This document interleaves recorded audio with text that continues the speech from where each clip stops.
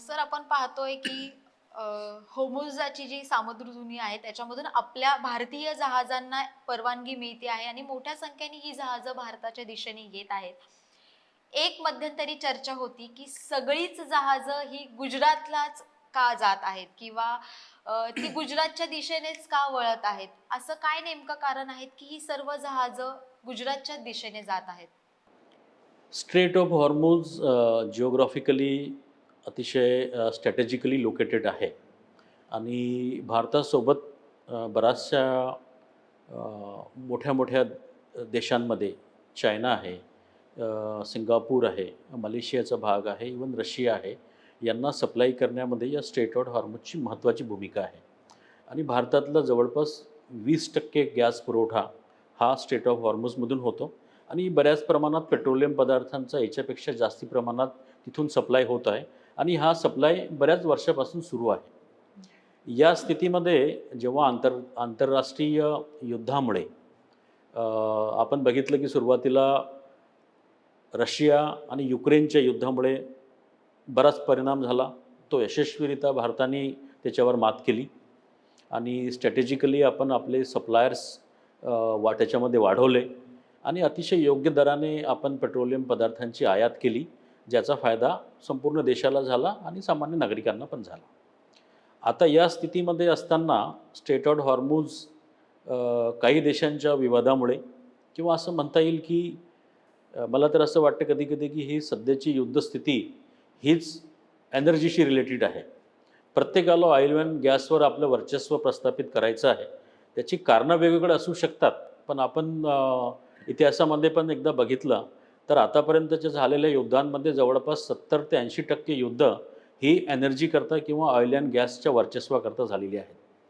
त्या दृष्टीने जरूर त्याचा आपल्याला परिणाम झाला आणि जेव्हा ह्या वाटाघाटी सुरू झाल्या आणि भारताने यशस्वीरित्या त्याच्यामध्ये आवश्यक असलेली LPGची जहाजे ही काढली.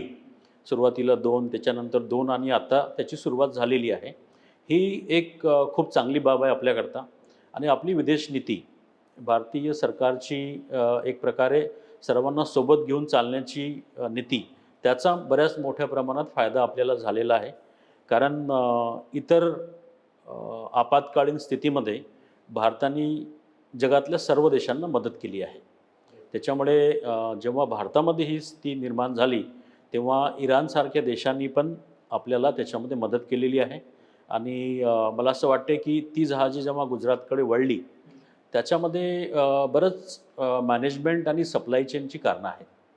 विशेषतः की जो गुजरातचा भाग आहे, मुंद्रा पोर्ट, तिथे डीप वॉटर पोर्ट्स असल्यामुळे तिथे मोठ्या क्वांटिटीची जहाजे, ज्याला आपण VLGC म्हणतो, व्हेरी लार्ज गुड्स करियर, ती वाहने सहजरित्या तिथे पार्क होऊ शकतात, ती अनलोड होऊ शकतात. तशा प्रकारची यंत्रणा तिथे आहे. दुसरा इंटरनॅशनल लोकेशनपासून मुंद्राचा ट्रान्झिटचा ड्युरेशन कमी आहे आणि आपल्याला आवश्यक पण हे होतं की या स्थितीमध्ये ती जहाजे इथे आल्यानंतर लवकरात लवकर ती अनलोड व्हावी. तो पुरवठा जो आहे तो देशातल्या विविध राज्यांमध्ये जावा आणि परत ती जहाजे परत लोड होण्याकरता जावी. या दृष्टीने गुजरात एक स्ट्रॅटेजिकली लोकेटेड तिथे पोर्ट्स लोकेशन असल्यामुळे ती रचना झाली आणि आपण हे पण समजलं पाहिजे की गुजरातमध्ये जेव्हा मोठी पोर्ट्स आहेत, तिथे लेटेस्ट टेक्नॉलॉजी आहे. तिथे अतिशय कमी वेळेमध्ये आपण तो प्रोडक्ट अनलोड करू शकतो, स्टोअर करू शकतो आणि गुजरातमधून देशातल्या बऱ्याच राज्यांमध्ये पाईपलाईन कनेक्टिव्हिटी आहे. त्याच्यामध्ये महत्त्वाचा मुद्दा आपण समजला पाहिजे की जामनगरपासून ते लोणीपर्यंत, म्हणजे गुजरातपासून ते नॉर्थ पर्यंत, दिल्लीपर्यंत, दिल्लीच्याही पुढे आणि भविष्यांमध्ये ही पाईपलाईन उत्तर प्रदेश, बिहारसारख्या मोठ्या राज्यांमध्ये पण कनेक्टेड झालेली आहे.